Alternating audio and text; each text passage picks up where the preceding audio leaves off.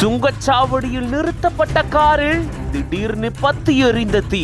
திடீர்னு ஏற்பட்ட தீ கார் முழுக்க பரவி மொத்த காரும் தீக்கிரையாகிருக்கு.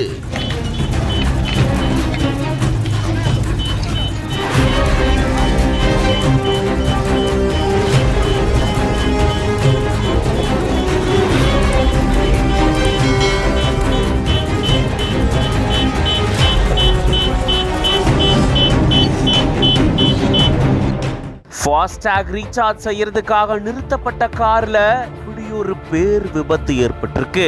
ஆந்திர பிரதேச மாநிலம் ஸ்ரீகாகுளத்திலிருந்து விசாகப்பட்டினம் நோக்கி ஒரு குடும்பத்தினர் கார்ல போயிட்டு இருக்காங்க. இவங்களுடைய கார் விஜயநகரத்துல இருக்கக்கூடிய நாதவலசா டோல் பிளாசாக்கு வந்தப்போ ஃபாஸ்டாக் ரீசார்ஜ் செய்யறதுக்காக இந்த சுங்கச்சாவடிக்கு கொஞ்சம் முன்னாடி காரை ஓரமா நிறுத்தி ரீசார்ஜ் செஞ்சுட்டு இருந்திருக்காங்க.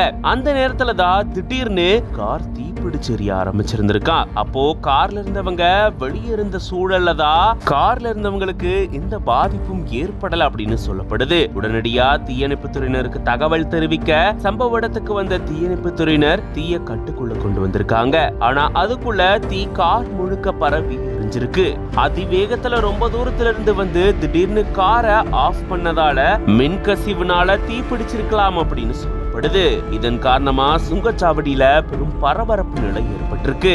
இது பத்தின உங்களுடைய கருத்துக்களை கமெண்ட்ஸ்ல சொல்லுங்க. மேலும் பல செய்திகளுக்கு பிஹைண்ட் ரூட்ஸ் பேஜை ஃபாலோ பண்ணிக்கோங்க.